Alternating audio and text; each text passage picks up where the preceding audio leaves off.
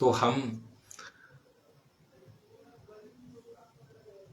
तस्मात् यज्ञात् सर्वभूत ऋचः तस्मात् यज्ञात् सर्वभूत संवृतम बृहदाजम पशुस्तांश्चक्रे वायव्या नारण्या ग्राम्याश्चजे। इस मंत्र के ऊपर व्याख्यान कर रहे थे। नेटवर्क की थोड़ा सा समस्या है, अगर बीच में कट हो गया तो फिर हम बंद कर देंगे इसे। तस्मात् यज्ञात् सर्वभूत, तस्मात् मैंने उस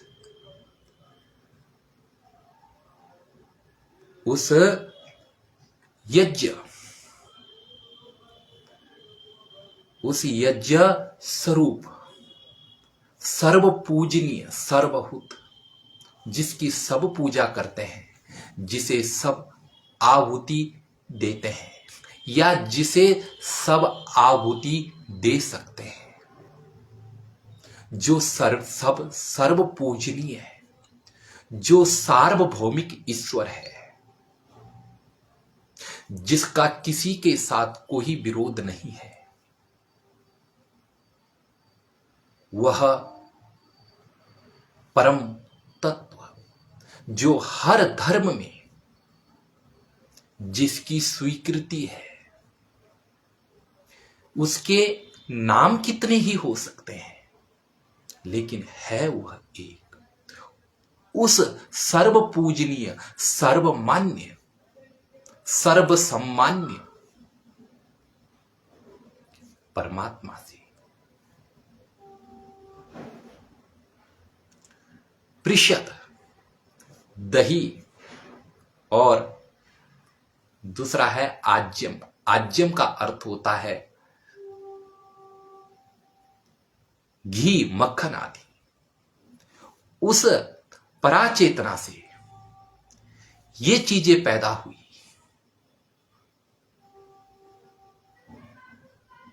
और आगे बताते हैं कि वायव्या, वायु शब्द है और उससे वायव्य बनता है, अर्थात वायु में होने वाले, जो वायु में होने वाले, वायु में विचरण करने वाले, जो जीव है, अर्थात पंछी, चिड़ियाएं, कीट पतंगे, जो वायु में विचरण करते हैं, आकाश में उड़ते हैं। और दूसरा है आरण्य। अरण्य भव, जंगल में होने वाले जीव जंतु।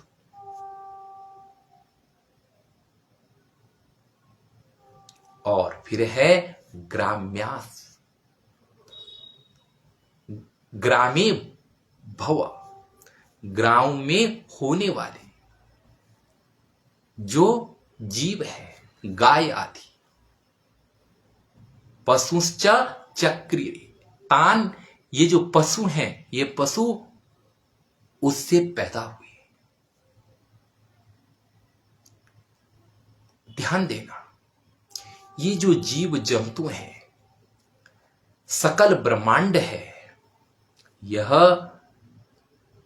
सब उसी से ही पैदा हुए हैं। और यहां पर चक्रीय प्रयोग हुआ है, यहां पर चक्रे प्रयोग हुआ है।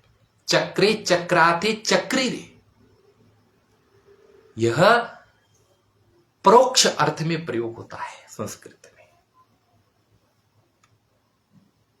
परोक्ष माने जो घटना हो चुकी है उनके लिए प्रयोग होता है। लेकिन संस्कृत व्याकरण में जो यह लकार है, इसका बहुत व्यापक अर्थ हो जाता है। छंदसी लुंग, छंदसी लंग लुंग लिटह, ये जो लकार होते हैं ये भूतकाल में, वर्तमान काल में और भविष्य काल के भूतक होते हैं। अर्थात उस परमात्मा से ये पैदा हुए थे, उससे वर्तमान में भी उसी से ही पैदा हो रहे हैं और भविष्य में उसी से ही पैदा होंगे। इसलिए चक्र इस क्रिया के 3 कालों में अर्थ स्पष्ट हो जाता है। तो जो सर्वत्र उत्पादकता है, सृजनता है, संयोजकता है, वह सब उसी से ही है। इन मंत्रों का अर्थ यह बताना है कि सृष्टि के मूल में जो तत्व है वह ही सर्व कार्य का संपादक है, वह ही सारे निर्वाणों को जन्म दे रहा है। इसीलिए यह अर्थ बताना ही इन मंत्रों का तात्पर्य है, क्योंकि मंत्र जो होते हैं वे तात्पर्य अर्थक होते हैं, उनके तात्पर्यार्थ होते हैं। तो सारे मंत्रों का तात्पर्य यह है, जो यहां पर यह मंत्र, जो पुरुषोक्त मंत्र जो है, इसका संपूर्ण तात्पर्य यही है कि इस जो यह ब्रह्मांड पुरुष है, जो यह व्यापक पुरुष है, यह ही सब कुछ उत्पादकता दे रहा है। यह आज भी है, था, है और रहेगा। थोड़ा दृष्टि से वो पकड़ने में नहीं आ रहा है।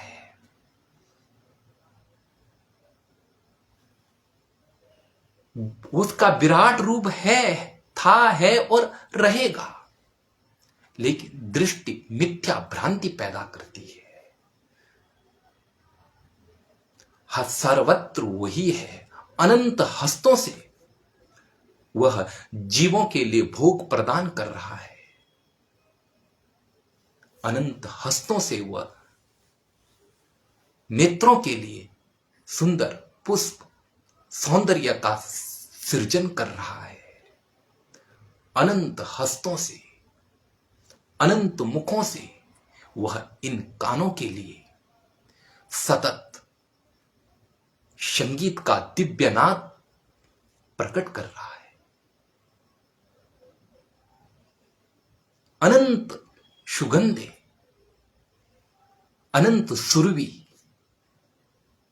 सुगंध को वह इस घ्राण इंद्री के लिए अनंत हस्तों से उत्सर्जन पैदा कर रहा है। संपूर्ण कार्यशीलता सब उसी की ही है। इसीलिए यह बताया गया है कि जो कुछ है वह उस सर्वभूत, जो हु दाना दान सर्वभूत, उस सब कुछ देने वाले परमात्मा से ही पैदा हो रहा है। सर्व पूजनीय, सर्व सम्माननीय परमात्मा से ही पैदा हो रहा है। हां, एक और भी है, तस्मात् यज्ञात्। अब जो यज्ञात् में पंचमी विभक्ति दिखाई दे रही है, अगर इस पंचमी विभक्ति को व्यत्ययोर बहुलम सूत्र की अगर माने और इसको अगर चतुर्थी में बदल दिया जाए तो अर्थ होगा कि तस्मात् सर्वभूतः यज्ञाय उस सर्वभूत परमात्मा से यज्ञ के लिए ये दही घी पशु जीव जंतु सब पैदा हुए। यज्ञ का अर्थ इतना ही नहीं है कि अग्नि में जो आहुति दी जाती है उतना ही यज्ञ का अर्थ नहीं है, क्योंकि यज्ञ श्रेष्ठ यज्ञ क्या है? श्रेष्ठतर कर्म को कहा गया। यज्ञ वही श्रेष्ठतर, यज्ञ वही श्रेष्ठतरम कर्म। यज्ञ क्या है? श्रेष्ठ कर्म को कहा जाता है। उस परमात्मा से जो कुछ ये पैदा हुए हैं, यह सब श्रेष्ठ कार्यों के संपादन के लिए है, महानतम कार्यों के संपादन के लिए है। इसलिए महानतम कार्यों के संपादन के लिए है, और जो भी आपको आसपास मिल रहा है आप उससे श्रेष्ठतम कार्य में लगाएं उसे।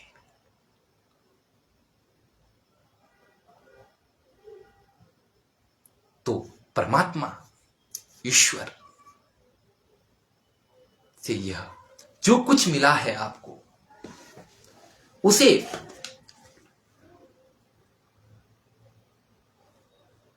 यह करे इदम न मम। जो परमात्मा ने दिया है उसको दान करें। इसमें मेरा क्या है?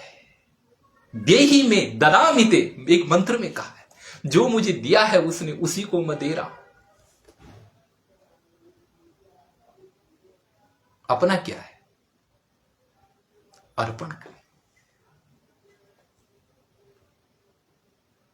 महान यज्ञ का संपादन, ये सृष्टि महान यज्ञ का संपादन कर रही है।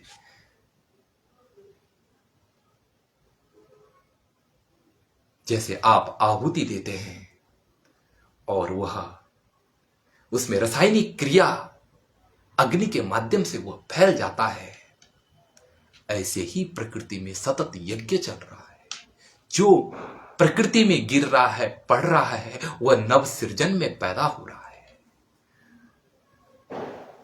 इसलिए सब कुछ यज्ञार्थ हो रहा है। इसलिए सब यज्ञ के संपादन में करें। तस्मात् यज्ञात् सर्वभूता।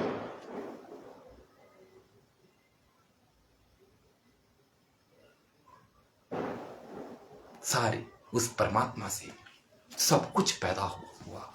और पीछे बताया था, पीछे वाले मंत्रों में हमने सारी स्थितियों को बताया था। पहले सहस्रसी जो मंत्र था उसके द्वारा परमात्मा का हर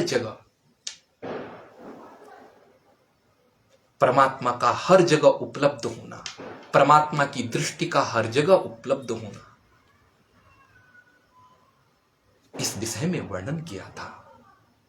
दूसरे विषय में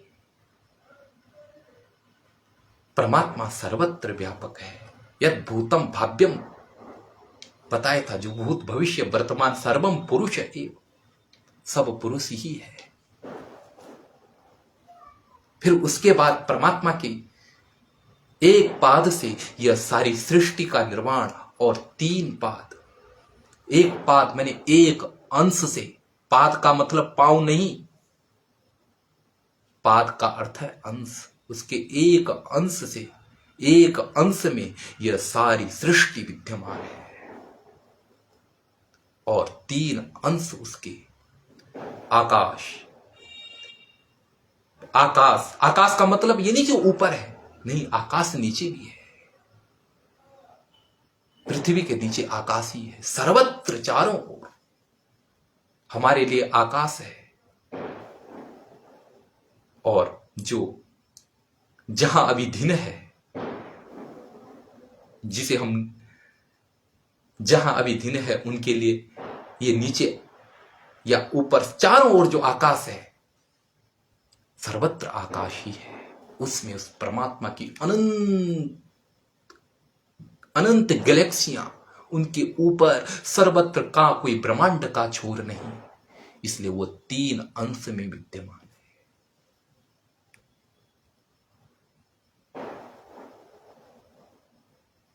और इतना होकर के वो उसमें विद्यमान होकर के वह पुरुष उनसे अलग है।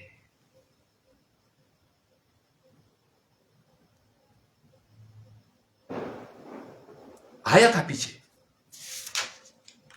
त्रिपाद ऊर्ध, उस 3 पाद, उस 3 अंश से भी ऊर्ध उदयत पुरुष, उस 3 पादों से भी अलग वह परमात्मा है। उनके साथ है, उनसे अलग है, निर्लिप्त अवस्था। यही उसकी महानता है।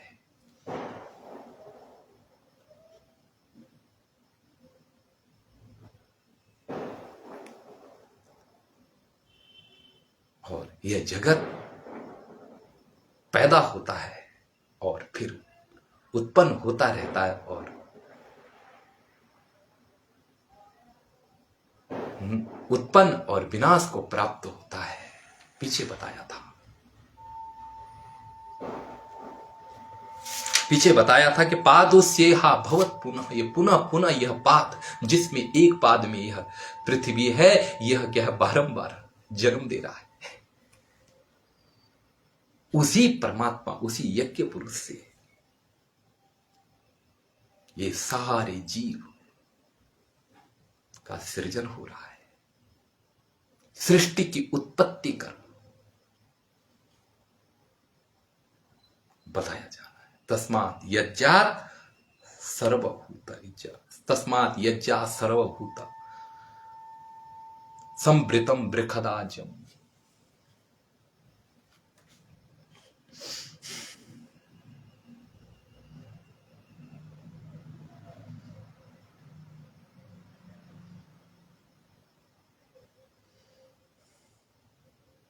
ये सब उससे पुष्ट हो रहे हैं।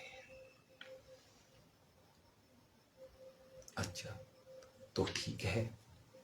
अब देखो आगे बताते हैं कि इतना ही नहीं,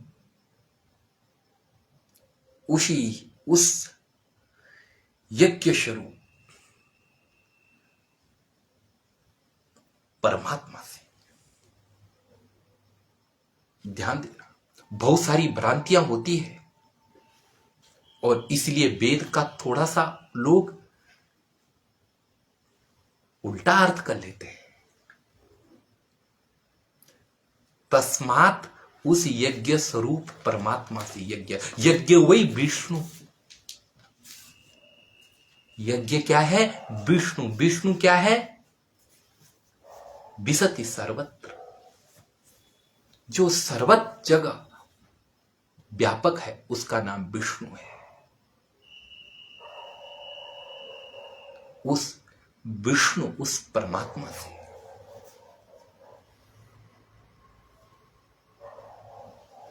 सर्वभूत ऋच, यहां उस यज्ञ स्वरूप परमात्मा से सर्वभूत ऋच, हुत जो है वो ऋचा के साथ है, अर्थात सबको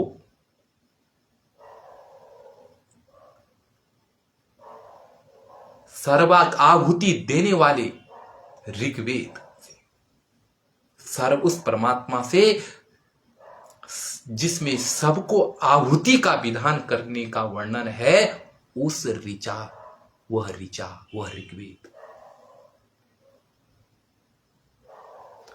सामानी सामवेद, छंदांसी, छंदांसी का अर्थ कुछ गायत्री आदि छंद लेते हैं और कुछ लोग कहते हैं कि ये क्या है, अथर्ववेद, अथर्ववेद।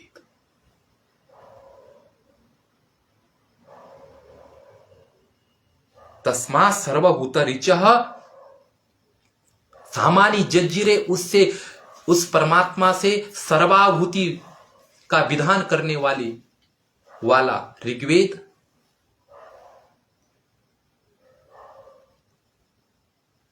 और सामवेद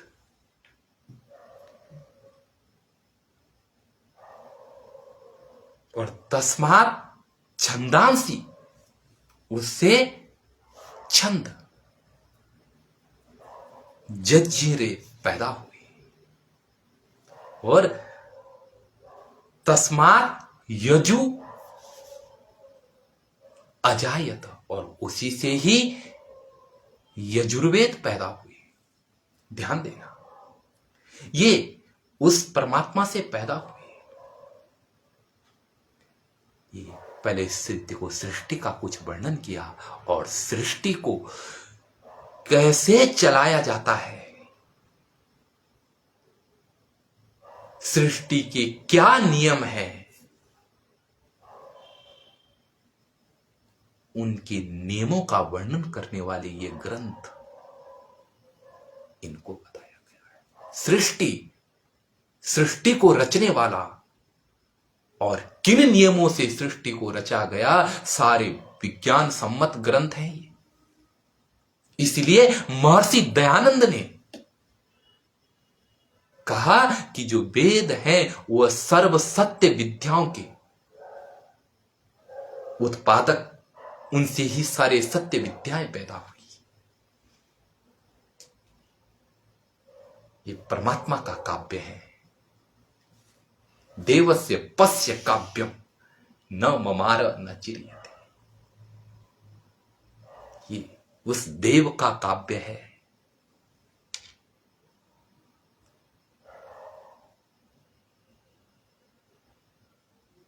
परमात्मा ने दो काव्य बनाए, ध्यान रखना। एक सृष्टि काव्य है और चार ये काव्य है।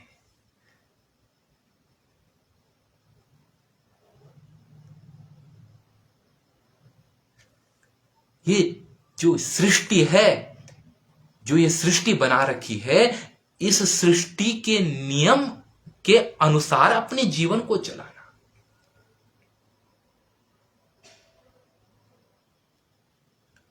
क्योंकि प्रकृति के अविरुद्ध नियम को अपनाना, क्योंकि ये सृष्टि परमात्मा के द्वारा रचित है, उसके नियम के अनुरूप जीवन को चलाना,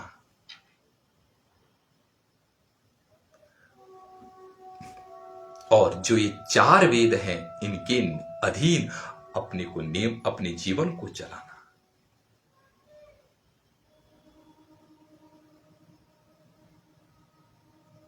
ये इस बात का यह है कि देखो, पहले सृष्टि और फिर क्या, उस सृष्टि का संविधान।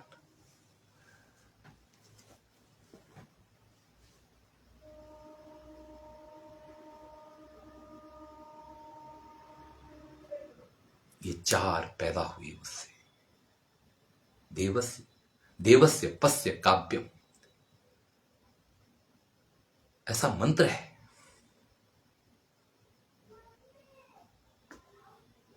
तो ये उस परमात्मा से पैदा हुई।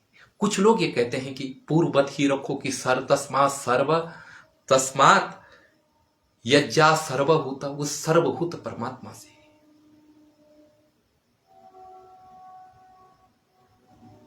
ये ऋक यजु, इस परमात्मा से साम, ऋक साम ये पैदा हुए, और उसी से छंद पैदा हुए, अर्थात अथर्ववेद या गायत्री आदि छंद पैदा हुए,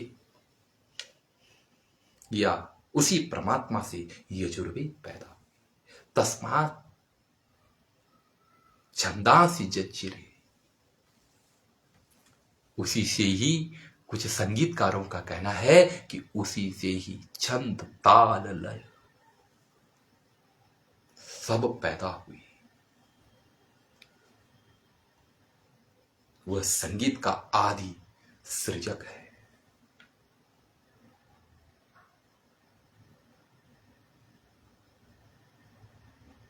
उसकी आदि वाणी ये चार वेद है।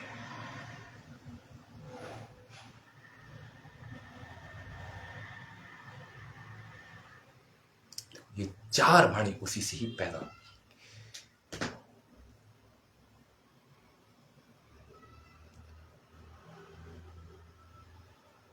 वेद ये ऐसा नहीं कि पहले कोई ऋग्वेद था और उसके 4 वेद बनाए, नहीं, यहां पर जो है एक ही उस परमात्मा से 4 वेदों का वर्णन है।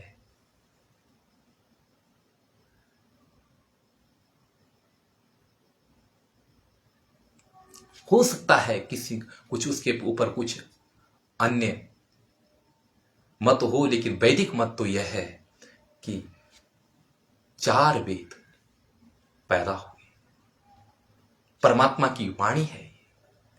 यो ब्राह्मणम विददाति पूर्व, जिसने उस ब्रह्म को रचाया और उसे ये 4 वेद प्रदान करे। ये अभ्रांत सोच है वेद वेद। जो वेद है ये अभ्रांत सोच है, सत्य विद्याओं का संग्रह है। हां, कुछ कालखंडों में जरूर इन वेदों की लोगों ने कुछ स्वार्थपरक व्याख्याएं भी लिखी है।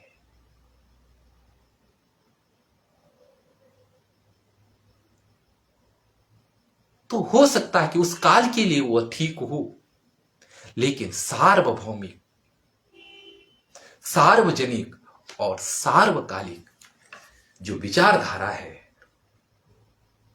वह महर्षि दयानंद के बाद शुरू होती है।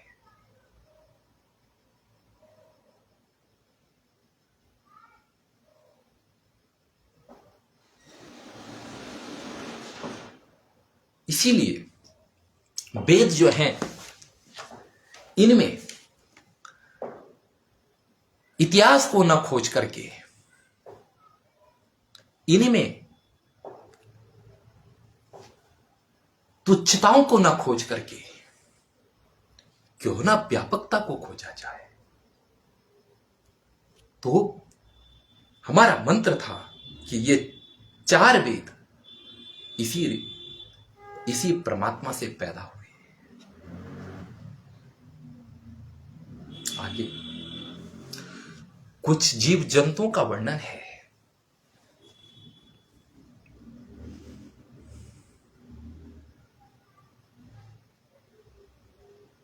और ये जो समग्र जो भी बताया जा रहा है यह सब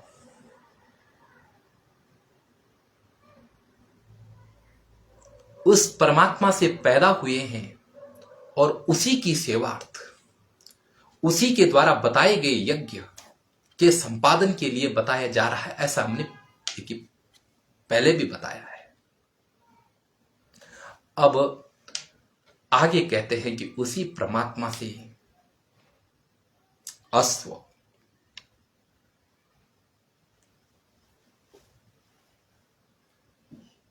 और एक उभया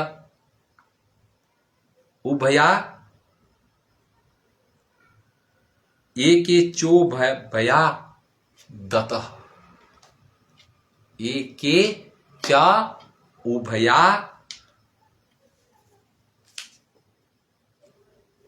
दतः। अब देखो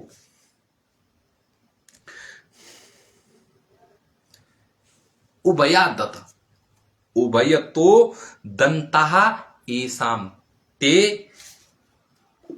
उभया दत। दोनों, उभय में नीचे, उभय का अर्थ होता है दोनों तरफ और दत का अर्थ होता है दांत। जिनके नीचे और ऊपर दांत हैं, ऐसे जीव जितने भी हैं या जुगाली करने वाले सब उसी से ही पैदा हुए। गाय,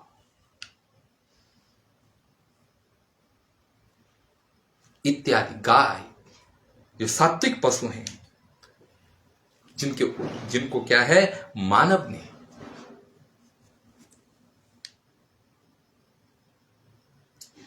अपने जीवन के लिए जिनका उपयोग शुरू किया, जिनसे मानव ने पहले सर्वप्रथम सहयोग लिया, वे पशु प्राप्त हुई, गाय पैदा हुई। और तस्मात् जातः अजा वय, और उससे अजा, भेड़ जित इत्यादि सब, बकरी भेड़ सब पैदा हुई।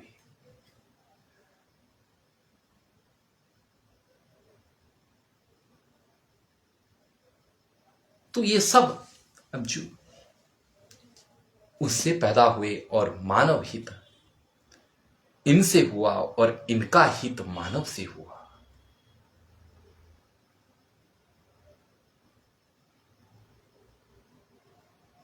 यह सब उसी ने ही पैदा किए हैं।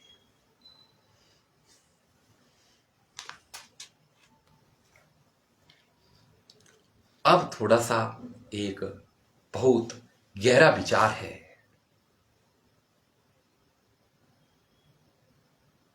वह यह विचार है,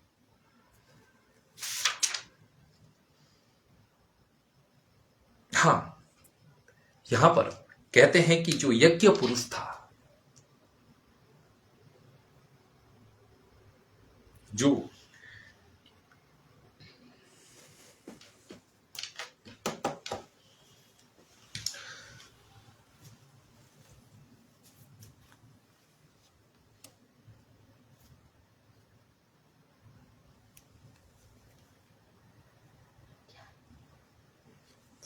एक समय ज्यादा होने के कारण आज हम यहीं पर विराम देते हैं। कल फिर चर्चा करेंगे। सभी को नमस्ते, शुभ रात्रि।